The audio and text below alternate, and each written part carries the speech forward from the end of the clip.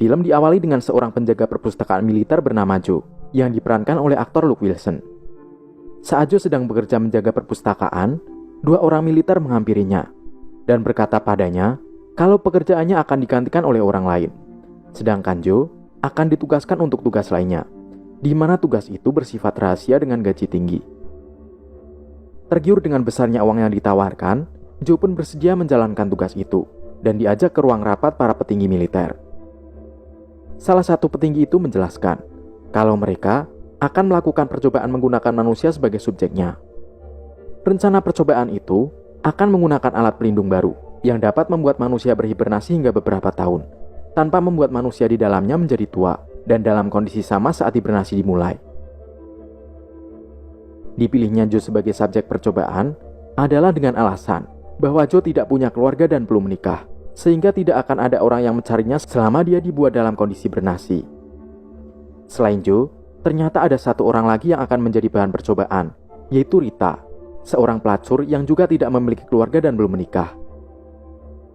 Syarat dari Rita sendiri adalah pihak militer harus bersedia menuruti permintaan mucikari Rita, bernama Upgrade, untuk membebaskan semua bisnis kotornya dari masalah hukum.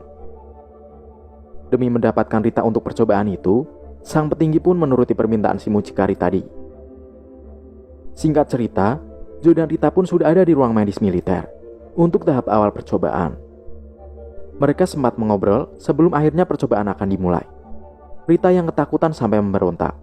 Namun, Joe menjelaskan kalau percobaan itu aman dan bahwa mereka hanya akan ditidurkan selama 1 tahun. Akhirnya, Rita pun mau melakukannya. Dan mereka berdua pun disuntik cairan obat agar mereka tertidur di dalam kotak hibernasi yang tertutup rapat. Scan berlanjut, di mana sang petinggi militer yang sedang berada di kantornya ditangkap oleh polisi karena dia terbukti bersekongkol dengan mucikari prostitusi. Nah, akhirnya para petinggi militer lainnya juga ikut ditangkap. Dan polisi pun meratakan pangkalan militer itu, termasuk lab tempat percobaan Joe dan Rita. Pangkalan militer itu pun kemudian dijadikan sebagai tempat penampungan sampah. Terlihat di sini, kotak hibernasi Joe dan Rita tertumpuk sampah. Tahun demi tahun pun berlalu. Dan dari data, terlihat bahwa semakin bertambahnya waktu, kecerdasan manusia malah semakin menurun. Lingkungan dan kebiasaan orang-orang pun ikut berubah semakin tidak terkendali. Hingga akhirnya, pada tahun 2505, terlihat wilayah di sana sudah dipenuhi oleh gunung sampah yang sangat tinggi. Sampai-sampai, sampah itu longsor dan mengenai pemukiman. Akibat longsoran sampah tadi, kotak hibernasi Joe yang memang tadinya tertumpuk sampah ikut terbawa dan masuk ke dalam rumah seorang pria. Karena kotak hibernasi Joe terbentur, kotak itu pun terbuka, dan Joe akhirnya terbangun dari hibernasinya. Dia terbangun di rumah seorang pria bernama Frito. Joe pun bertanya pada Frito yang sedang menonton TV. Namun Frito merasa terganggu, dan langsung mendorong Joe keluar dari rumahnya. Joe pun akhirnya keluar dari rumah itu, dan memutuskan untuk melihat-lihat sekitar. Joe yang melihat kondisi saat itu heran, karena sudah sangat berubah dari terakhir yang dia tahu. Orang-orang di sana layaknya orang barbar yang tidak peduli satu sama lain dan bersikap kasar. Kota terlihat kotor penuh sampah dan tidak terawat. Joe yang berpikir apakah dia berhalusinasi, akhirnya memutuskan untuk pergi rumah sakit. Dan tidak jauh berbeda, kondisi rumah sakit yang seharusnya bersih juga terlihat kumuh dan kotor. Berbeda dengan kondisi lingkungan yang sangat kumuh. Terlihat jika teknologi saat itu sudah semakin canggih, dengan banyaknya alat seperti robot yang menggantikan pekerjaan manusia. Namun, Joe menilai bahwa kemajuan teknologi saat itu tidak dibarengi dengan penggunaan teknologi itu secara cerdas. Joe lalu pergi ke toilet untuk berkumur. Dia sangat terkejut, karena bukan air bersih yang keluar dari kran, melainkan minuman bersoda yang tentu saja tidak lazim dipakai untuk berkumur atau cuci tangan. Joe pun lalu bertanya pada petugas rumah sakit, namun dia malah ditertawai. Karena tidak ada petugas ataupun dokter di rumah sakit, mereka diperiksa menggunakan alat yang dapat mendeteksi penyakit mereka. Joe tidak yakin dengan alat itu, namun dia tetap mengikuti prosedur di sana. Saat Joe akan membayar biaya rumah sakitnya, dia melihat sebuah majalah, dan tertulis tahun terbit majalah itu adalah tahun 2505. Dia sempat tidak percaya, namun akhirnya dia melihat kalender hari itu, dan tertulis tahun yang sama. Dia lalu membuka tirai jendela dan melihat kondisi kota yang sangat kacau. Joe pun akhirnya tersadar kalau dia telah berhibernasi selama 500 tahun lamanya. Petugas pembayaran kemudian bertanya tentang tato di dalam pergelangan tangan yang digunakan layaknya kartu ATM sebagai alat pembayaran. Namun Joe tidak memilikinya. Karena Joe tidak punya tato itu, petugas kemudian menyalakan alarm tanda darurat dan meneriaki Joe. Saat itu, orang yang tidak memiliki tato itu dianggap sebagai penjahat tingkat tinggi. Sehingga Joe pun akhirnya ditangkap polisi dan dibawa ke pengadilan. Saat Joe memasuki ruang sidang, Joe dihina dan dilempari makanan oleh orang-orang lain. Joe sudah menjelaskan tentang apa yang sudah dia alami. Namun orang-orang tidak paham dengan apa yang Joe jelaskan, dan malah terlihat tidak paham seperti orang bodoh. Oleh karena itu, Joe pun ditetapkan sebagai tersangka. Scan berganti, di mana Rita yang juga sudah terbangun mencoba untuk mencari uang, dengan merayu dan menipu para pria hidung belang. Dia berhasil menipu seorang pemuda, yang dianggap sangat terlihat seperti orang bodoh. Rita berhasil mendapatkan uang dari pemuda itu. Nah, saat Rita melihat uang itu bergambar sangat aneh. Namun dia tidak peduli, dan memutuskan menggunakan uang itu. Scan pindah ke Joe yang akan melakukan pendaftaran identitas, dan tentu saja ditato pergelangan tangannya. Semua proses itu dilakukan otomatis oleh robot. Dia menilai jika alat itu sebenarnya bagus, namun tidak efisien. Dia juga melakukan tes IQ, yang menurutnya pertanyaan-pertanyaannya terlalu gampang, layaknya pertanyaan anak TK. Saat dia menuju ke sel tahanan, dengan mudah Joe bisa melarikan diri dengan cara menipu petugas sel. Joe pun memutuskan untuk pergi ke rumah Frito. Dia menjelaskan semua situasi yang terjadi padanya. Tapi Frito hanya bengong dan tidak paham apa yang sedang Joe bicarakan.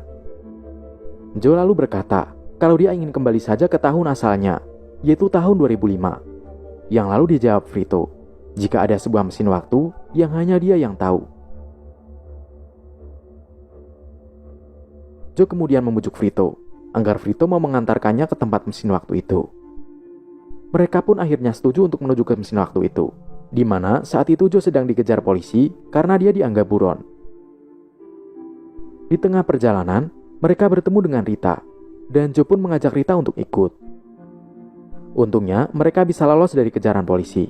Namun mobil Frito habis terbakar ditembaki oleh para petugas polisi. Mereka pun memutuskan untuk berjalan kaki melewati mall. Sialnya Joe kembali tertangkap polisi. Namun, dia dibawa ke istana kepresidenan Amerika. Di istana presiden, Joe bertemu dengan para menteri yang semuanya terlihat sangat bodoh. Joe akhirnya bertemu dengan presiden Amerika, yang juga tidak kalah bodohnya. Presiden meminta untuk bertemu dengan Joe, karena menurutnya, Joe adalah orang terpintar di dunia, dan dinilai kalau dia bisa menyelesaikan masalah negara, karena nilai tes IQ Joe sangat tinggi. Akhirnya, Joe diangkat sebagai Menteri Ekonomi. Presiden bilang ke Joe, kalau masalah yang paling sulit diselesaikan, bahwa tanaman tidak bisa tumbuh di sana. Joe lalu memanggil Frito, agar ditunjukkan tempat mesin waktu yang dia bicarakan berada. Scan lalu berganti, di mana Joe sedang meninjau sebuah ladang gersang. Di sana, Frito akhirnya berhasil memberikan peta tempat mesin waktu kepada Joe secara diam-diam. Namun, sayangnya Joe tidak berhasil kabur karena ada penjaga. Kemudian, dia kembali ke ladang tadi. Saat dia berjalan di ladang itu, penyemprot air bekerja. Dan Joe melihat jika yang keluar untuk menyiram ladang itu bukanlah air, tapi minuman soda, yang sama seperti saat dia di toilet rumah sakit. Ternyata, minuman soda itu seakan sudah menggantikan semua bahan pokok di sana saat itu. Hingga bayi pun diberi minuman soda itu. Dari situlah Joe berpikir, kalau air soda itulah penyebab tidak bisa tumbuhnya tumbuhan di sana. Joe pun menyuruh untuk mengganti air soda itu dengan air biasa untuk menyiram tanaman. Sayangnya, kekacauan lainnya muncul, di mana perusahaan air soda itu protes. Karena mereka merasa rugi, karena pemerintah mengganti air soda mereka dengan air biasa. Banyak karyawan perusahaan minuman soda yang di-PHK, dan menyebabkan mereka protes kepada Joe sebagai Menteri Ekonomi. Karena masalah itu, Joe pun dihukum oleh Presiden untuk mengikuti turnamen mobil mematikan, di mana dia berada di dalam mobil yang dilempari dan ditembaki. Rita yang ada di rumah melihat bahwa tanaman yang disiram dengan air biasa bisa tumbuh subur dan bergegas menuju tempat turnamen. Sesampainya Rita di stadion turnamen, dia memberitahu presiden. Namun presiden tidak percaya padanya. Rita lalu menyewa salah satu kamera yang meliput turnamen dan menyuruh Vito untuk menyuting tanaman itu. Rita lalu pergi ke ruang kendali siaran dan mengelabui petugas di sana untuk menyadap ruang kendali dan menyiarkan rekaman yang diambil oleh Vito. Rita lalu berhasil untuk menyiarkan rekaman Vito yang memperlihatkan tanaman yang tumbuh subur di ladang. Melihat itu, presiden pun percaya dan Joe akhirnya bisa selamat.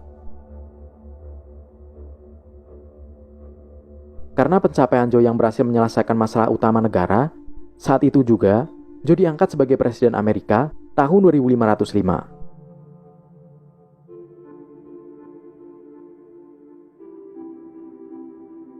Setelah Joe menjadi presiden, dia pun lalu menikah dengan Rita, hingga mereka dikaruniai 3 anak. Joe berpikir kalau dia yang di masa lalu dianggap orang paling bodoh, bisa menjadi orang paling pintar di masa depan.